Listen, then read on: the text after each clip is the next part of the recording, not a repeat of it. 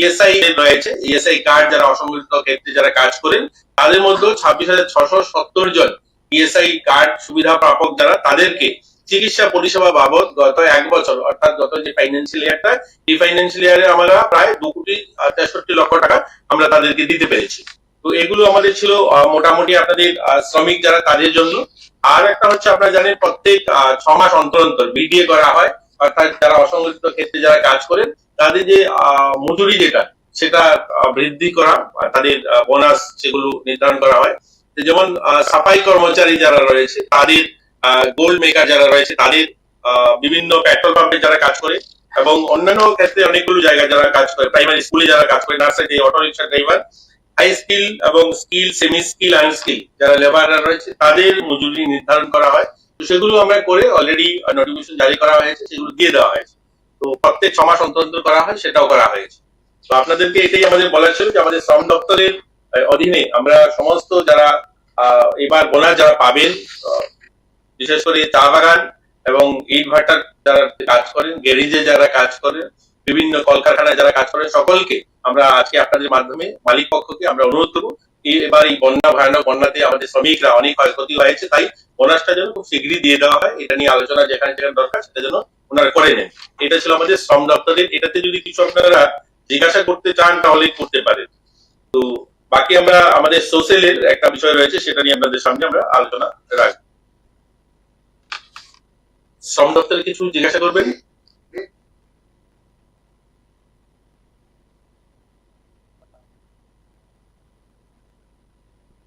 একটু জোরে বলবেন, আমি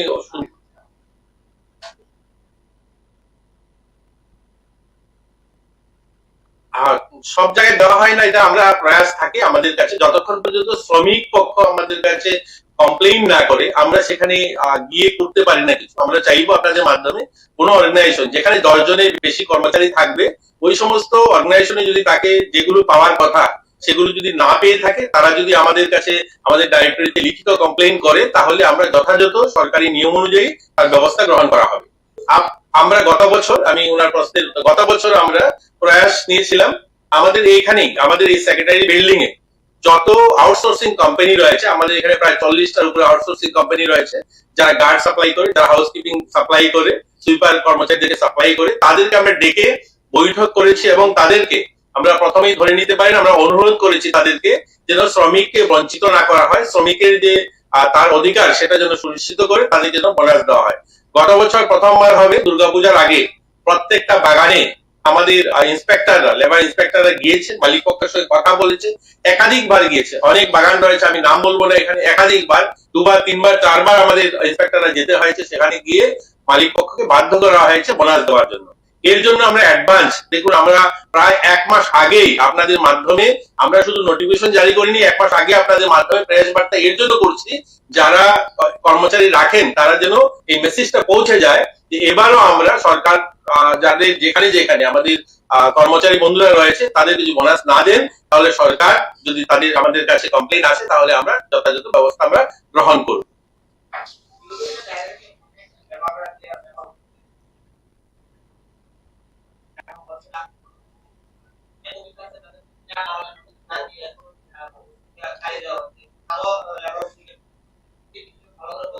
আর যদি এরকম আমার সামনে আসে আমি নিশ্চয়ই দেখবো, আমি আমাদের ডাইরেক্টর রয়েছেন উনি নিশ্চয়ই দেখবেন, আপনার কথা উনি নোট করছেন, দেখবেন যদি এরকম কোনো তথ্য থাকে। আমি এবারও বলছি আমাদের এবার যেটা নিয়ে আমরা কথা বলছি বোনাস নিয়ে, বোনাস যেখানে আমাদের 10 জনের বেশি কর্মচারীরা রয়েছে সেখানে তারা বোনাস আর যে নির্ধারণ করা হবে সেই অনুযায়ী যেন তারা বোনাসটা দেয়, এবং আমি আশা করবো যে এনারা দেবেন আমাদের কর্মচারীদের স্বার্থে। আমাদের এখানে চা শ্রমিক বলে বলতে পারবো না আপনাকে, 8,000-এরও বেশি পরিবার, প্রায় 8,000-এর বেশি পরিবার চা শ্রমিক রয়েছে। আপনাদের বলতে খুশি হচ্ছে আমার, আমাদের ত্রিপুরার যে পূর্ণ রাজ্যের মর্যাদা পেয়েছে 50 বছর আমরা পার করেছি, এই 8,000 পরিবার যারা চা শ্রমিক পরিবার রয়েছে, এই গভর্নমেন্ট আসার পর প্রথমবার এদেরকে চা শ্রমিক প্রকল্পে জমির অধিকার, অর্থাৎ এদেরকে ভূমি দেওয়া শুরু হয়েছে। ইতিমধ্যে 3,000-এরও বেশি পরিবারকে জমি দেওয়া হয়েছে, জমির পাট্টা দেওয়া হয়েছে। তো আমাদের এই সরকারের প্রায়োরিটি হচ্ছে আমাদের অন্তদয় যারা সমাজের পিছিয়ে পড়া মানুষ যারা, তাদেরকে উন্নয়ন করা, তাদের জীবনমান উন্নয়ন। তো পাশাপাশি বোনাসটাও নিশ্চয়ই আমরা চা বাগানগুলোকেও চিঠি দিয়েছি, বাগান যদি আমাদের সেখান থেকে আমাদের শ্রমিক সংগঠনগুলো কোনো সমস্যা হলে আমাদের স্থানীয় জেলা স্তরে যেগুলো অফিস রয়েছে সেখানে যোগাযোগ করলে আমরা তাদেরকেও সাহায্য করবো।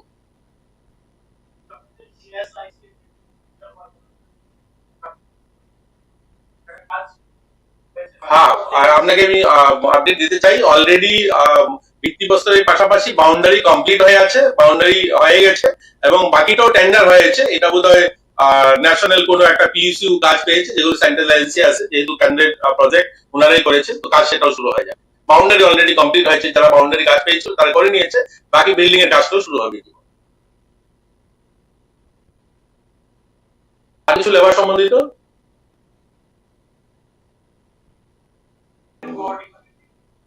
গ্রুপ সি গ্রুপ ডি কি আপনারা তো জানেনই, সেটা দিয়ে দেওয়া হয়েছে আমাদের। গ্রুপ সি তো আগেই দেওয়া হয়েছে, গ্রুপ ডি তেও জানেন যে 2,500 পদ ছিল, 2,500 পদের মধ্যে যে দেওয়া হয়েছে আমরা যদি দেখি, তো টোটাল 2,500 পদ ছিল, সেখানে ইউআর 1,300, এসসি 425, এসটি ছিল 775। এখানে টোটাল ক্যান্ডিডেট যারা 11,900, টোটাল এমটিএস গ্রুপ ডি তে পোস্ট 11,988 জন বেরিয়েছিল, টোটাল 1,282 জন, এসসি 414 জন, ইউআর 1,282 জন, এসসি 414 জন, এসটি 714 জন যারা টিকেছে, যাদেরকে দেওয়া হয়েছে। তো এটা তো আপনারা জানেন, সব ডিক্লেয়ার করে দেওয়া হয়েছে। এটা সম্বন্ধে গ্রুপ সি তে সবাই জয়েন করেছে। শুনুন, এটাও আমি কিছু পত্রপত্রিকায়, কিছু মিডিয়ার মাধ্যমে দেখতে পেয়েছিলাম যে কেউ কেউ বলছেন না হাজার সংখ্যায় জয়েন করবে না, এরকম নয়। গ্রুপ সি তে যতজনকে অফার দেওয়া হয়েছে সবাই জয়েন করেছে। জয়েন করার পরে এনওসি কেউ কেউ অ্যাপ্লাই করেছে, যেটা খুব মিনিমাম সংখ্যায় 2-4 জন এনওসি অ্যাপ্লাই করেছে যে আমরা অন্য কোথায় ফিউচারের জন্য। এটা আজকে শুধু নয়, এটা বরাবরই সারা দেশেই এই নিয়ম রয়েছে। কেউ যদি বেটার কোনো অপশন থাকে তার ফিউচারের জন্য, তো সে অ্যাপ্লাই করতে পারে, তাকে এনওসি দিতে হবে। এটাও গ্রুপ সি গ্রুপ ডির ক্ষেত্রে নয়, আমাদের টিসিএস অফিসার যারা আছে তারাও যান বাইরে, আইএসরা যান, টিসিএস অফিসাররা যান, সবাই যান, তার বেটার অপশন যদি পায় সেখানে যেতে পারে। এরকম না যে গ্রুপ সি থেকে খুব চলে গেছে, গ্রুপ সি তে খুব মিনিমাম সংখ্যায় অ্যাপ্লাই করেছে। গ্রুপ ডি তে এখন ঘোষণা হয়েছে, নিশ্চয়ই তাদেরকে দেওয়ার পরে 2-4 জন অ্যাপ্লাই করতেই পারে, এটার মধ্যে কোনো বাধ্যবাধকতা নেই, কেউ যেতে পারে না। কিন্তু এরকম যে বলা হচ্ছে যে চলে যাবে, এরকম অপশন নেই। আজকের দিনে আপনারা জানেন সরকারি চাকরি পাওয়াটাও কঠিন। আজকের দিনে সরকারি চাকরি সংখ্যা ধীরে ধীরে কমে যাচ্ছে, তাই এখানে কম্পিটিশনটা একটু বেশি। এখান থেকে বললেই চলে যাবে না সবাই, 2-4 জন যেতে পারে, হয়তো কিছু আছে যারা হাই ট্যালেন্টেড ভাবে অন্য কোথাও কোনো অপশন থাকে যেতে পারে।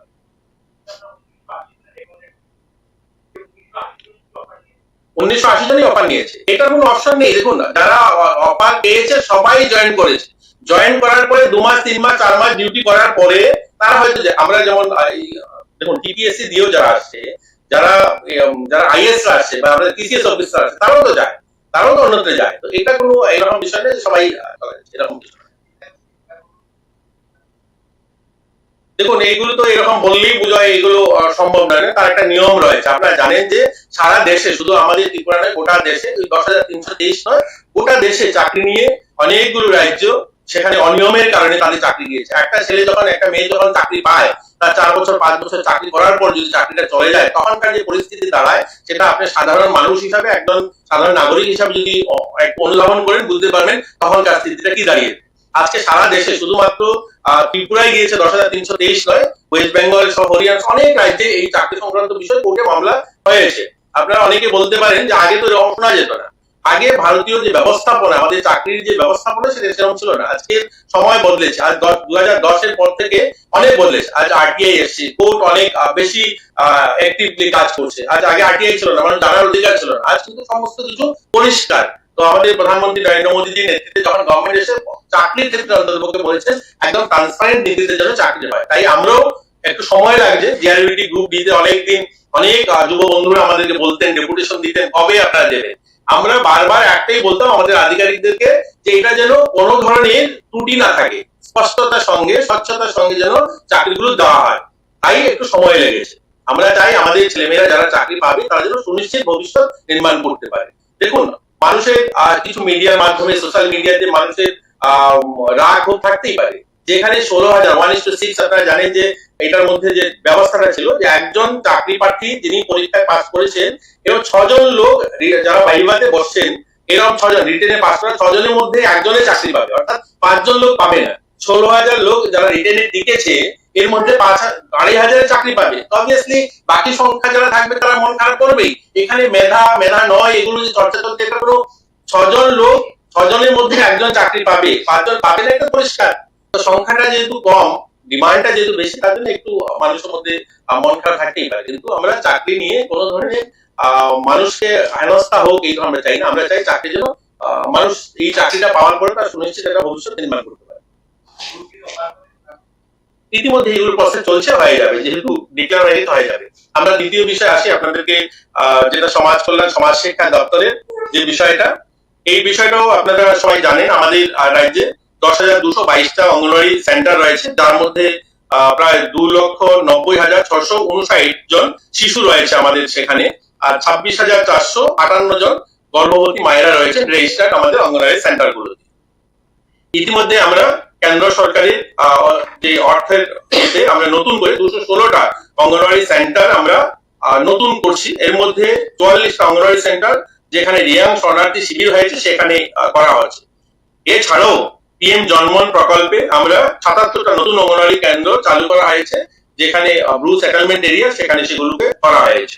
আপনারা জানেন এই 10,222টি অঙ্গনওয়াড়ি কেন্দ্রের মধ্যে আমাদের রাজ্যে 9,210টা অঙ্গনওয়াড়ি সেন্টার আমাদের বিল্ডিং রয়েছে, পাকা বাড়ি রয়েছে। আমাদের ডোনার মন্ত্রণালয় থেকে আরো নতুন পাকা বাড়ি নির্মাণের জন্য আমরা 47টা অঙ্গনওয়াড়ি কেন্দ্র নতুন পাকা বাড়ি নির্মাণের জন্য মঞ্জুরি পাওয়া গেছে। এর মধ্যে 32টা অঙ্গনওয়াড়ি কেন্দ্র পাকা বাড়ি নির্মাণের কাজ শেষ হয়েছে, বাকি 15টা অঙ্গনওয়াড়ি কেন্দ্রের নির্মাণের কাজ চলছে। এতে মোট 4,52,00,000 টাকা আমরা ডোনার মন্ত্রণালয় থেকে পেয়েছি। আপনারা জানেন যে রেগা প্রকল্পের মাধ্যমে অঙ্গনওয়াড়ি তৈরি করা হয়। 260টি নতুন অঙ্গনওয়াড়ি কেন্দ্রের পাকা ভবন নির্মাণের জন্য আমরা 31,20,00,000 টাকা আমরা সেখানেও পেয়েছি, সেটাও কাজ চলছে। পিএম জন্মনের প্রকল্পে জনজাতি বসতি এলাকায় 88 অঙ্গনওয়াড়ি কেন্দ্রের পাকা ভবনের নির্মাণের জন্য 10,56,00,000 টাকা প্রতিটি অঙ্গনওয়াড়ি কেন্দ্রের জন্য 12 লক্ষ টাকা করে মঞ্জুরি দিয়েছে। এই 88টি অঙ্গনওয়াড়ি কেন্দ্রে পাকা ভবন নির্মাণের কাজ ত্রিপুরা সরকারের গ্রাম উন্নয়ন দপ্তরকে দেওয়া হয়েছে, সেটার কাজ শুরু হয়েছে। আপনারা জানেন আমরা অঙ্গনওয়াড়ি যারা শহরে বসবাস করি, অনেক সময় ভাবি অঙ্গনওয়াড়ি সেন্টারে বোধহয় সবগুলো অঙ্গনওয়াড়ি সেন্টারই বোধহয় ভেঙে পড়ে যাচ্ছে। আমাদের যে অঙ্গনওয়াড়ি সেন্টার গুলো রয়েছে, আমি প্রথমে যেটা বললাম 10,222টা অঙ্গনওয়াড়ি সেন্টার, যার মধ্যে আমাদের ওই অঙ্গনওয়াড়ি সেন্টার 9,210টা অঙ্গনওয়াড়ি সেন্টার বিল্ডিং রয়েছে। এই বিল্ডিং গুলোর মধ্যে আমরা ধলাই জেলাতে ইতিমধ্যে আপগ্রেড করার জন্য ধলাই জেলাতে হাতে নেওয়া হয়েছে 2 কোটি টাকা অনুমোদন দিয়েছে সরকার, যেখানে আর প্রত্যেকটা অঙ্গনওয়াড়ি সেন্টারে আরো লাগানো হচ্ছে এবং এলইডি টিভির ব্যবস্থা করা হচ্ছে, ইলেকট্রিসিটি সহ। তো আমরা ধলাই জেলাকে প্রথম ধরেছি, সেখানে ধলাই জেলা অঙ্গনওয়াড়ি সেন্টারগুলোতে টিভি থাকবে, আরো থাকবে এবং ইলেকট্রিসিটির ব্যবস্থা করা হচ্ছে। এছাড়াও আমাদের ভারত সরকার আরো আমাদের 2024-25 অর্থ বছরে 274টি অঙ্গনওয়াড়ি কেন্দ্রকে সক্ষম অঙ্গনওয়াড়ি করার জন্য 2,74,00,000 টাকা অনুমোদন দিয়েছে। আর আমাদের প্রয়াস রয়েছে রাজ্যের প্রত্যেকটা অঙ্গনওয়াড়ি সেন্টার যেগুলো আমাদের ঘর রয়েছে প্রত্যেকটাকে সক্ষম অঙ্গনওয়াড়ি করার জন্য। আরেকটা, আজকে সকালবেলায় আপনারা যারা গিয়েছিলেন আমাদের অভয়নগরে, আমরা একটা উদ্ঘাটন করলাম প্রথমবারের মতো এমস, এটা হচ্ছে অঙ্গনওয়াড়ি পরিদর্শন এবং মনিটরিং সিস্টেম, একটা অ্যাপস বানিয়েছি আমরা। এই 10,000 অঙ্গনওয়াড়িতে আমাদের যারা সুপারভাইজাররা রয়েছেন সেখানে গিয়ে গিয়ে তারা যে ভিজিট করতে যান, অনেক সময় সংখ্যাটা যেহেতু বেশি সেখানে ভিজিটে তারা ফিজিক্যালি যান না, না গিয়ে বাইরের থেকে করে নেন। তার জন্য আমরা নতুন যে অ্যাপসটা আজকে আমরা লঞ্চ করলাম, ওই অ্যাপসটা এভাবেই বানানো হয়েছে, যিনি সার্ভে করতে যান বা ভিজিট করতে যান তিনি ওই সেন্টারে না গিয়ে করতে পারবেন না। অর্থাৎ এরকম ভাবে ডিজাইন করা হয়েছে ওই অঙ্গনওয়াড়ি সেন্টারে গিয়েই ওনাকে ভিজিট করেই সেটাকে রিপোর্ট করতে হবে। অর্থাৎ ওই অঙ্গনওয়াড়ি সেন্টারে 50 মিটারের সারাউন্ডিং এর মধ্যেই ওই সুপারভাইজারকে যেতে হবে, তবেই সেটাকে রিপোর্ট আপলোড করতে পারবে।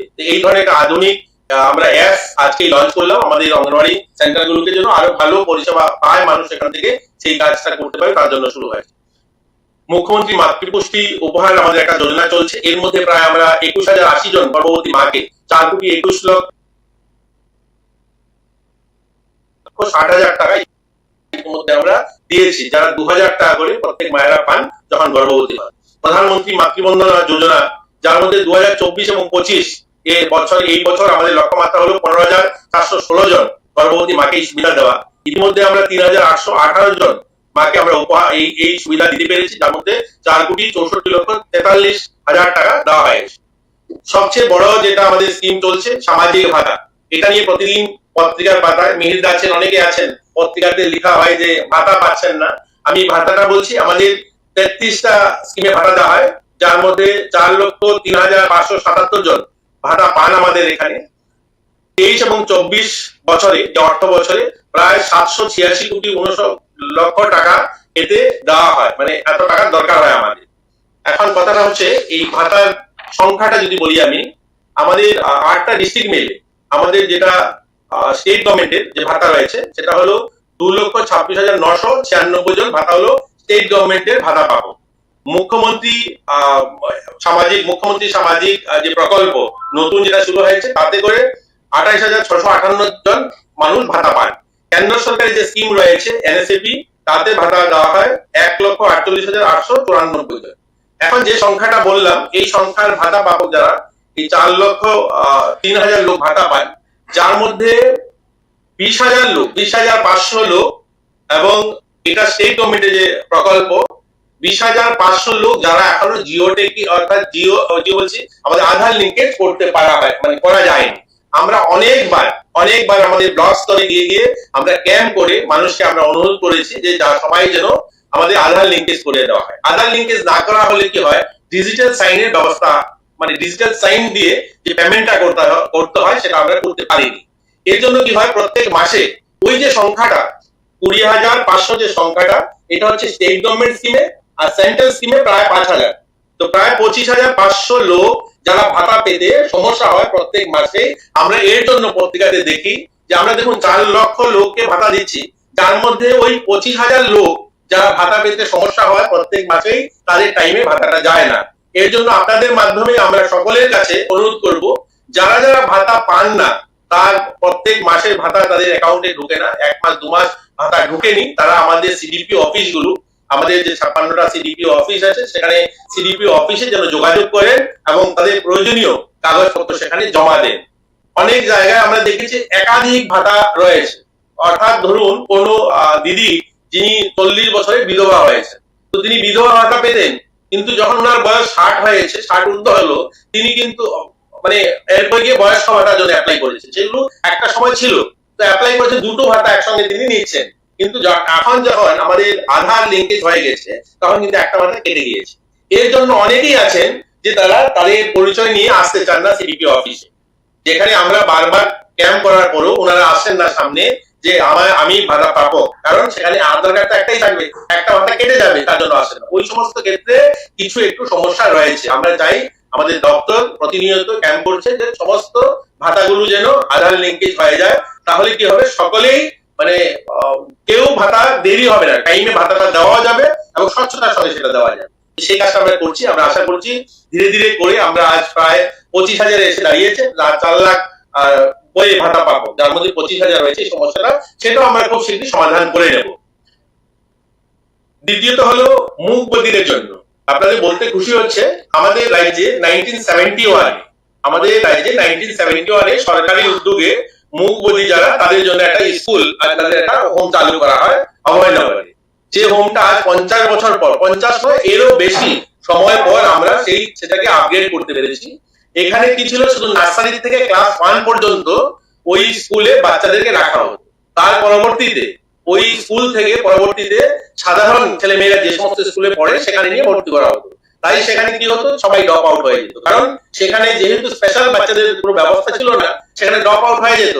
কিন্তু এটা 50 বছর সময় লেগেছে আমরা সেটাকে সরকারি একটা স্কুলে রূপান্তরিত করতে। আমরা ক্লাস 1 থেকে ক্লাস 5 পর্যন্ত ইংলিশ মিডিয়ামে আজ আমরা করেছি। আমাদের রাজ্যে প্রাইভেট একটা স্কুল ছিল, যেখানে প্রত্যেক বছর 40-50 হাজার টাকা দিয়ে প্রাইভেটে পড়াতে বাধ্য হতো। যাদের আর্থিক সচ্ছলতা ছিল তারা সেই প্রাইভেটে গিয়ে ওই মুখ বধিরদের পড়াতেন।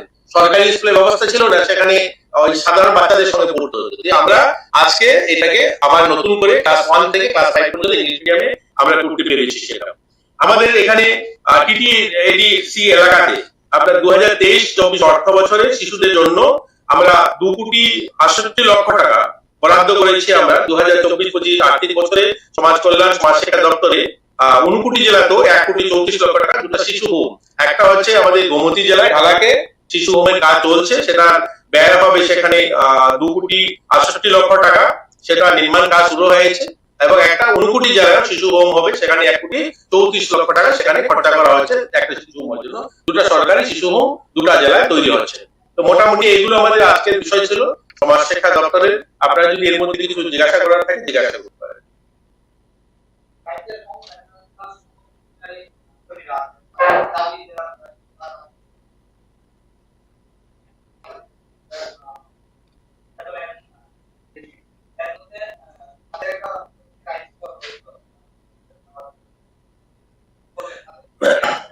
দেখুন, গ্র্যাচুইটির বিষয়টা আমাদের কাছে এসছে, কোর্ট রায় দিয়েছে, এটা সুপ্রিম কোর্টে গিয়েছে, আবার সুপ্রিম কোর্ট যদি বলে, যদি দেয় তাহলে তো দিতে হবে। সব রাজ্যে যেভাবে দেবে, কর্মচারীদের যা নিয়ম রয়েছে সেটা নিয়ম মেনেই করতে হবে। তো আমাদের দপ্তর থেকে বলেছে সেটা সুপ্রিম কোর্টের মামলাধীন রয়েছে, সেটা মামলা শেষ হলে নিশ্চয়ই তারা যদি পাওয়ার থাকে তো পাবে তারা। দেখুন, কিছু কিছু গভর্নমেন্ট সুবিধা যেগুলো বলা হয়েছে, অঙ্গনওয়াড়িতে যাদেরকে ওয়ার্কার বা হেল্পার নিয়োগ করা হয়, এগুলো কন্ট্রাকচুয়ালি নিয়োগ করা হয়, তার এটা সম্মানিক দেওয়া হয়, তাদের বেতনভুক্ত নয়, আমাদের মাথায় রাখতে হবে। আর যারা গ্রুপ ডিতে চাকরি পেয়েছেন তারা রেগুলার কর্মচারী চাকরি পেয়েছে, কিন্তু যারা অঙ্গনওয়াড়িতে যারা হেল্পাররা বা দিদিমণিরা কাজ করছেন তারা কিন্তু সাম্মানিক পাচ্ছেন, তাদেরকে কিন্তু এজ এ স্যালারি বা গভর্নমেন্ট যে রিক্রুটমেন্ট নিয়ম সেটা মেনে কিন্তু দেওয়া হচ্ছে না তাদেরকে। এগুলো আমাদের দেখতে হবে। এখন একজন রেগুলার কর্মচারী যা যা সুবিধা পান সব যদি তিনি দাবি করেন সেটা নিশ্চয়ই সরকার দিতে পারবে না, আর কোর্ট যেটা সিদ্ধান্ত নেবে সরকার সেভাবে কাজ করবে। নতুন করে আমরা 28,658 জনকে ভাতা দিয়েছি, সবাই পাচ্ছে। আমি যেটা বললাম আপনাদেরকে, এখানে 4,03,577 জন ভাতা পান, যার মধ্যে 20,500 স্টেট গভর্নমেন্ট আর 5,000 মতো এনএসপি যেটা সেন্ট্রাল গভর্নমেন্টের। এই 25,500 লোককে ভাতা দিতে আমাদের সমস্যা হয়। ডিজিটাল যে সাইনের ব্যবস্থাটা সেটা আমরা করতে পারিনি, যেহেতু তাদের আধার, কেন্দ্র সরকার বলে যে আধার লিঙ্ক করতে হবে, আধার লিঙ্ক যেহেতু হয়নি, ডিজিটাল সাইনের ব্যবস্থা হয়নি, সেটা দিতে দেরি হচ্ছে। এটা যখন সলভ হয়ে যাবে সবাই একসঙ্গে ভাতা পেতে শুরু করবে, তখন আর এই এখন যে সমস্যাটা হচ্ছে মাঝে মাঝে 2 মাস 3 মাস পাচ্ছেন না, সেটা একটা সমস্যা। আর আপনাদের মাধ্যমে আমি সবাইকে অনুরোধ করবো, যারা ভাতা পাবো, আমরা চাই তারা যারা ভাতা পান না আমাদের সিডিপি অফিসে ওনারা যোগাযোগ করুন। আমরা বারবার বলি, আমরা প্রত্যেকে তো এড দিই, ওনারা যেন সেখানে গিয়ে যোগাযোগ করেন, আধার কার্ড, ওনার যে বয়সের সার্টিফিকেট সেগুলো নিয়ে। প্রতিনিয়ত আমরা এটা কন্টিনিউ প্রসেস, এটার মধ্যে যখনই আমরা মুখ্যমন্ত্রী জনতা দরবারে আপনাদের মাধ্যমে মিডিয়ার বন্ধুরা যখনই পত্র পত্রিকা ইলেকট্রনিক মিডিয়াতে আমরা দেখি যে পাওয়ার উপযুক্ত সে তিনি পাচ্ছেন না, আমরা সঙ্গে সঙ্গে আমাদের অফিসারই সেটা করে দিয়ে থাকেন। ইতিমধ্যে অনেককে করে দেওয়া হয়েছে। আমাদের এটাও বুঝতে হবে যে আমরা সবাই, যদি আমাদের কাছে এরকম কেস রয়েছে যে একটা পরিবারে মা বাবা ছেলে রয়েছে, এখন ছেলে চাকরি পেয়েছেন, পাওয়ার সঙ্গে সঙ্গে তিনি ওনার ফ্যামিলি রেজিস্টার আলাদা করে নিয়েছেন, নিয়ে মা বাবাকে দেখছেন না। এগুলো সামাজিক বেদি, কিন্তু এগুলো আমাদের দেখতে হবে। যেহেতু আমি সমাজ কল্যাণ দপ্তরটা দেখি, আপনাদের বলতে কষ্ট হচ্ছে যে আমাদের রাজ্যে এতগুলো হোম, গভর্নমেন্ট সিদ্ধান্ত এই শুনলেন আপনি, 2টা শিশু হোম তৈরি করছি আমরা। শিশু হোম শুধু নয়, এখন সিদ্ধান্ত হয়েছে বৃদ্ধাশ্রম প্রত্যেক জেলাতে করতে হবে। আগরতলা যে বৃদ্ধাশ্রম গুলো, সেখানে জায়গা নেই, লোক রাখার থাকার জায়গা নেই, মানে আরো চাই জেলাতে আমরা করছি বৃদ্ধাশ্রম। সেটা কেন হবে? আমাদের রাজ্যে তো আজ আমরা এত শিক্ষিত সবাই, আমরা এত উন্নত সবাই, আমরা সবাই বলছি আমরা উন্নতির দিকে যাচ্ছি, শিক্ষায় আমরা উন্নত হচ্ছি, অথচ বাড়িতে মায়ের জন্য বাবার জন্য একটা রুম তৈরি করতে পারি। এগুলো তো বেরিয়ে আসতে হবে না। ভাতাটা তো সমস্যার সমাধান নয়, ভাতাটা সরকার দেবে, যাদের প্রয়োজন নিশ্চয়ই তাদেরকে দেবে সরকার, দেখবে। কিন্তু আমরা দেখছি একটা পরিবারে সরকারি চাকরি থাকা সত্ত্বেও পরিবারের ফ্যামিলি রেজিস্টার আলাদা হয়ে ভাতার জন্য দাবি করছে। গরিব মানুষ যারা অসহায়, গ্রামীণ এলাকাতে যারা, আমরা পত্রিকাতে দেখি, অনেক সময় অনেক মিডিয়াতে দেখি, আমরা সঙ্গে সঙ্গে ব্যবস্থা নিই সেখানে যেন ভাতা পৌঁছে দেওয়া যায়।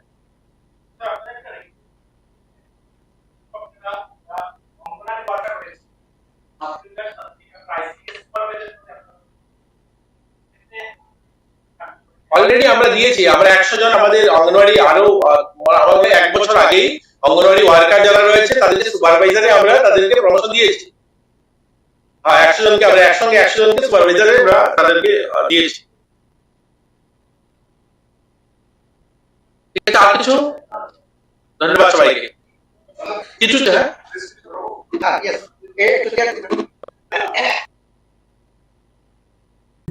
কি করছো?